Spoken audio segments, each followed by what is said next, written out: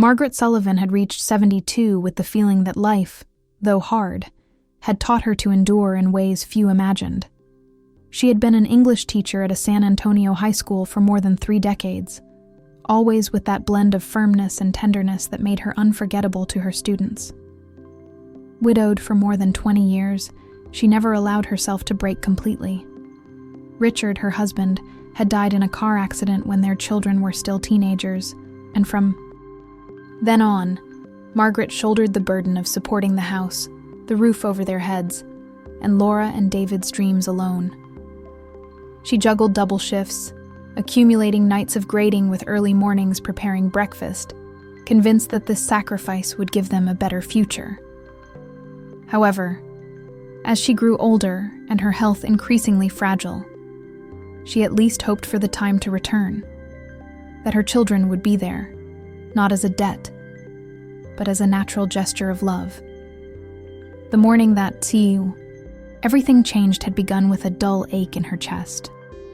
One of those pains that is first mistaken for indigestion, but that gradually intensifies until it becomes a hammer that hits from within. Margaret was alone in the kitchen, pouring coffee into the ceramic mug she had bought with Richard on their honeymoon, when dizziness forced her to clutch the sink. The silence of the house contrasted with the din she felt inside, her heart racing, her breathing shallow, her vision blurred.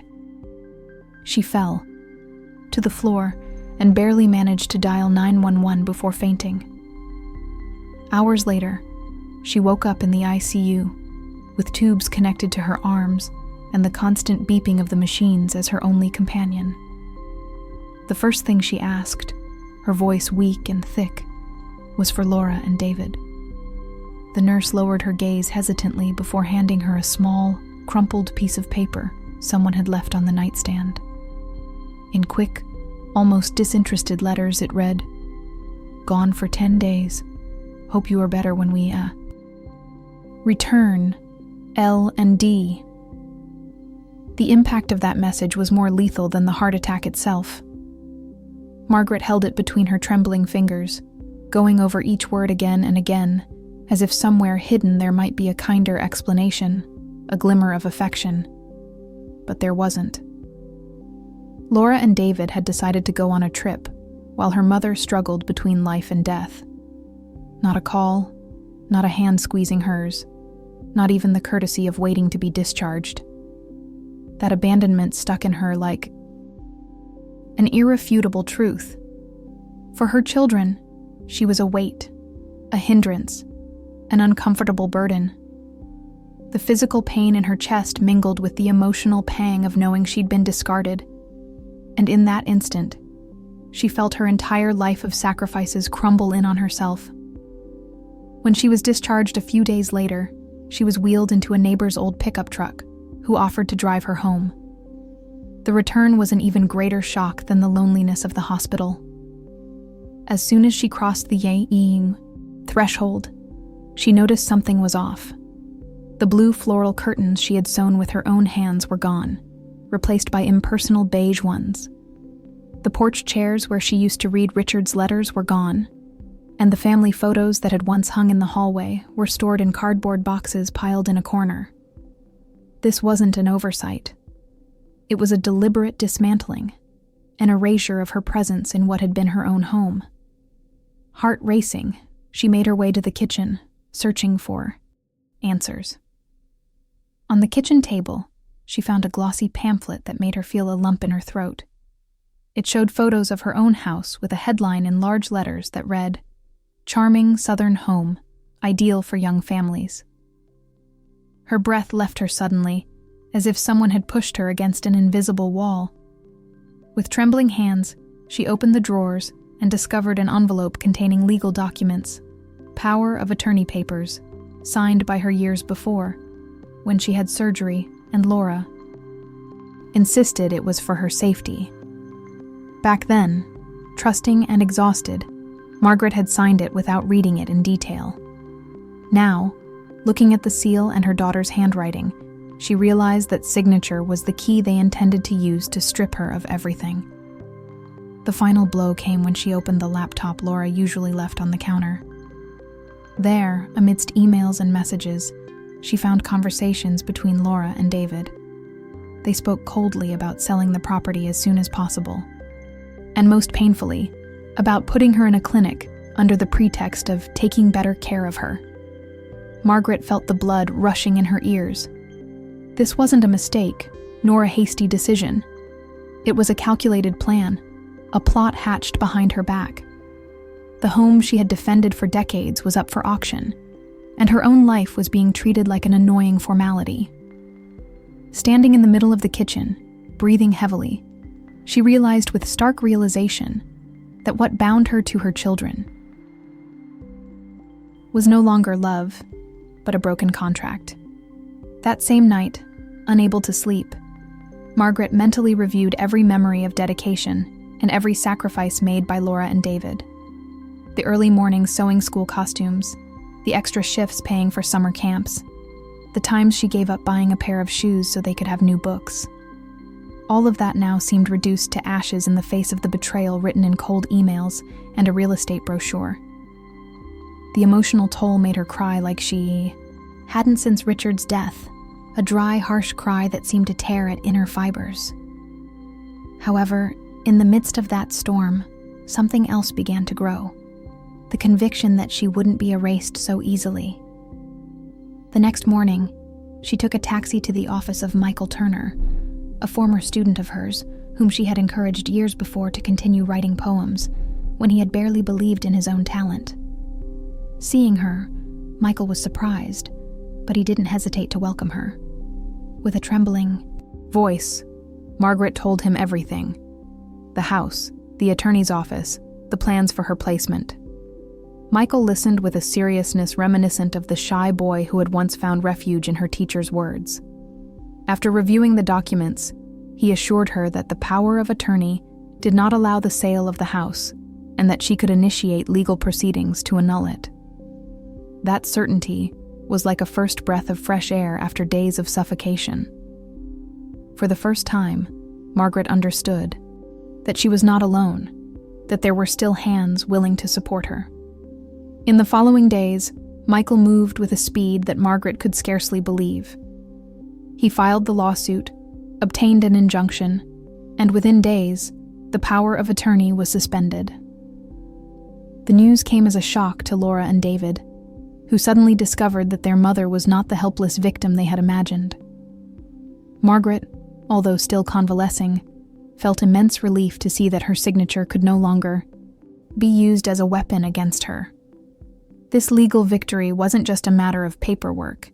It was the recognition that she still had a voice, that she could still decide about her life and her home. Little by little, fear began to transform into a spark of recovered dignity. But with that spark also came a painful realization. Even if she had won the legal battle, the intimate war against her children's disloyalty was already lost. To remain in that house, where every corner had been turned into a commodity by those she should have trusted most, was to condemn herself to living under the shadow of threat. So, one morning, sitting in the rocking chair on the empty porch, she made the most radical decision of her life: to disappear before they could make any other move. She sold the house in her own name, closed joint accounts, and began planning a new beginning. She chose to call herself Helen Ward, a name inspired by her grandmother, as if in that gesture she was recovering a clean, untouched root. The farewell was silent, almost ritual. Margaret left a couple of brief notes on the dining room table, written in the same firm handwriting with which she had graded thousands of exams. "Thank you for teaching me who you really are." There were no lengthy reproaches or hidden pleas, only the forcefulness of a sentence that closed decades of dedication. In a small suitcase, she packed the essentials: the pocket watch that had belonged to Richard, some black and white photos, the childhood drawings Laura and David had given her in elementary school. They were fragments of a life that still hurt to let go of, but that no longer had space in the present. She left at dawn, while the city was still asleep, and when she heard the click of the lock, she knew that the sound was, indeed, the funeral of her motherhood. She drove with no clear destination, following back roads, avoiding highways and familiar signs. After several hours, she arrived at a place that seemed suspended. In time, Fairhaven, Arkansas, a small community with quiet streets and unfamiliar faces. There, she rented an old trailer for cash, immediately constructing a new story. She was a retired librarian, widowed, with no children. No one questioned her too much, because in small towns, stories are accepted naturally if accompanied by simple gestures and a genuine smile. She began volunteering at the local library, where the smell of used paper and the messy shelves enveloped her in a calm she'd never felt in her own home. It was in this new setting that she met Sophie, a waitress with a warm voice and a tired look, who served coffee in the cafe across from the library. Sophie had an 8-year-old son, Ben, a curious little boy who constantly asked questions and who, after a couple of meetings, started calling her Grandma Helen. The first time, Margaret thought about correcting him, but the words stuck in her throat. That title, which in her past had been synonymous with disappointment and abandonment, on Ben's lips sounded like tenderness and belonging. She smiled and accepted without question, feeling that small gesture opened a glimmer of light in the shell she had built to survive. The routine at Fairhaven was filled with a peace she never imagined possible. Mornings in the library were filled with children's stories and classic novel recommendations. Afternoons, in the company of Sophie and Ben, were filled with the flavor of simple food and laughter that demanded nothing in return. Margaret discovered she could exist without being measured by her usefulness, without being considered a hindrance. No one there expected her to sacrifice her health or her dreams. They only needed her presence, her words, her calm. In that everydayness, she realized she had begun to rebuild herself, not as the abandoned mother, but as the woman who could finally be seen beyond the burden of giving everything. The fragile balance, however, was unexpectedly shattered. On Ben's birthday, Sophie recorded a video of Margaret helping the boy open presents and blow out candles. It was an innocent moment, filled with laughter, which ended up being posted on social media by a family friend. Within hours, the images began circulating beyond Fairhaven, and someone recognized her face. It was the missing woman from San Antonio, the mother who had abandoned her children after a legal scandal. Suddenly, the comments multiplied, some calling her a hero for escaping. Emotional abuse, others accusing her of being cruel and selfish. The quiet life she had built faltered under the relentless gaze of public scrutiny. Margaret felt trapped between two worlds, the refuge she had created in Fairhaven and the past that refused to leave her alone. Sophie tried to reassure her, assuring her that the townspeople wouldn't judge her, that to them she was still Helen, the kind woman from the library. But Margaret knew the problem wasn't the local community, but the ghosts that video had summoned, and it didn't take long for them to materialize. A few days later, while she was sorting books in the library, she saw the unmistakable silhouette of a woman standing in the doorway. Laura. Her daughter had followed the digital trail until she found her. Her heart leapt, not with joy, but with an old fear reclaiming its place. The reunion with Laura was a mixture of tears and sharp silence. The daughter, who had once demanded endless sacrifices, now wept like a child in front of her mother. She asked to speak privately, claiming that everything she had done had been out of fear, that she was thinking of protecting her and ensuring a future for both of them. Margaret listened without interrupting, observing every gesture, every guilt-ridden pause. And then, with the serenity that only comes from having already buried a part of one's heart, she uttered a sentence that sealed the distance. "I already celebrated my funeral. You simply weren't there." Laura burst into tears even harder, but there was no hug or consolation. The door she had tried to cross was forever closed. Laura left devastated, and Margaret stood for a few minutes in the library, feeling the air slowly return to her lungs. There was no pleasure in the breakup, but there was a resounding clarity. That bond was fundamentally severed, and there weren't enough words to mend it. For the first time in decades, she didn't seek to justify her daughter or excuse the unforgivable. She simply accepted that she had lost something that no longer belonged to her. She returned to her trailer that night, her steps slow but steady, like someone returning from an invisible war. And as she closed the door behind her, she realized she had taken a definitive step toward emotional freedom. A couple of weeks later, it was David who tried to contact her. He didn't arrive in person at first. He did so with a brief letter, accompanied by the same bill she had left at the hospital after the heart attack. In the clumsily written note, he apologized and admitted that they had been wrong to treat her like a burden. He said he wanted to see her, even one last time, to explain himself at the grave of Richard, the father he had never been able to make proud. Margaret hesitated for days, but finally agreed to the meeting, more to close a cycle than out of hope for reconciliation. On the agreed day, they walked together to the cemetery, where the cold marble was engraved with the name Richard Sullivan. There, in front of the tombstone, David spoke with a heartbreak that seemed sincere. He asked her to start over, told her they could still recover some of what they had lost. Margaret listened, but deep down, the decision had already been made. In a firm voice, she replied, "That part of me, David, you've already buried. This time, I choose the funeral."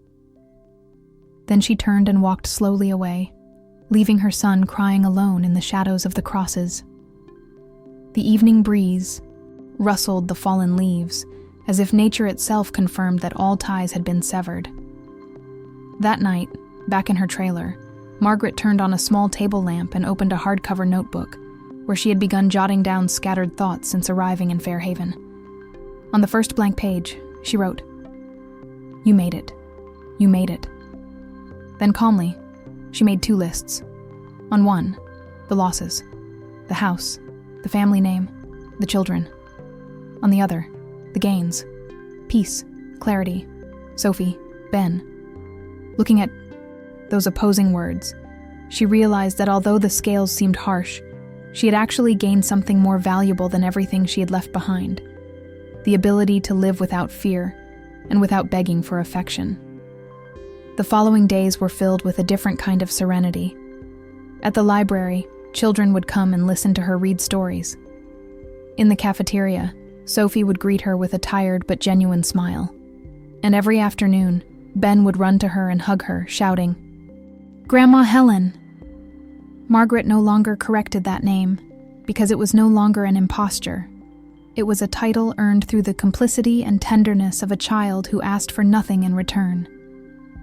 In this new fabric of affection, she understood that family is not measured by blood, but by those who appear when you feel most vulnerable. And by accepting this, Margaret not only survived, she was reborn. The echo of her story continued to circulate online, but in Fairhaven, life continued at its own pace, indifferent to external noise. Margaret realized she couldn't control what others said about her, but she could control how to choose to live each day. She learned to ignore the headlines and focus on the immediate.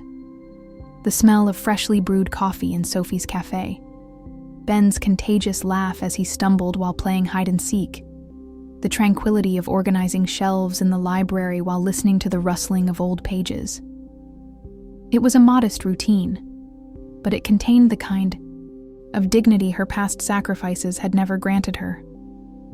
Over time, she began receiving letters from former students who had seen her name mentioned in sensationalist articles. Some judged her without knowing the truth, but others thanked her for teaching them how to write, to trust their voice, and to never give up. Those words restored a sense of legacy that her own children had tried to erase. Margaret kept those letters in a wooden box next to Richard's clock, as small reminders that she had sown well, even if the harvest didn't come from her own blood. Each time she reread them, She felt an invisible thread connecting her to a version of herself that had chosen not to completely disappear. One autumn afternoon, while walking along the path that bordered the nearby lake, Margaret stopped to contemplate the reflection of the reddish sky in the water. She thought about Richard, about what he would have thought of everything that had happened. Perhaps he would have suffered seeing her break up with Laura and David, but he would also have understood that it wasn't a renunciation, but a legitimate defense. For the first time in many years, Margaret didn't feel guilt. In its place appeared a new, warm, and serene feeling, the certainty that she was exactly where she belonged, with no emotional debts to pay or outstanding scores with those who had decided to abandon her. It was on that same walk that Ben ran up to her, a drawing in his hand. He'd painted a house with a porch and 3 figures, himself, his mother, and Grandma Helen, the name written in crooked letters above the head of the silhouette that represented her. Margaret held it with a lump in her throat, unable to say a word for a few seconds. That piece of paper was worth more than any inheritance, more than any social recognition. It was proof that she had found a place, a chosen family that didn't need documents or shared blood. And in that instant, she understood that she shouldn't continue looking for validation in what was lost. What she had gained was there, beating in front of her. That night, back in her trailer, Margaret placed Ben's drawing on the wall next to the table where she used to write in her notebook. She stared at it for a long time, letting her emotions flow through her. There was no more emptiness or resentment, only the certainty of having chosen her own life, of having saved herself when everything seemed to be falling apart. She wrote one last sentence in her notebook. "Family is not blood, but those who show up when you're weak."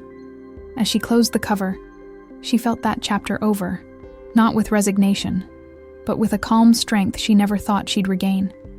The next day, when Ben ran to her shouting, "Grandma Helen!" Margaret swept him up in her arms and laughed with a pure, unadulterated joy.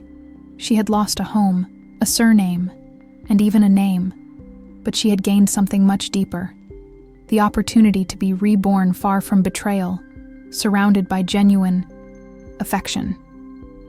The past was still there, with its scars, but it no longer dictated her destiny.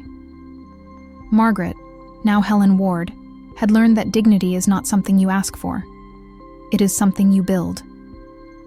And in the embrace of a boy who called her grandma without obligation, she found the fulfillment of knowing that, at last, she was whole.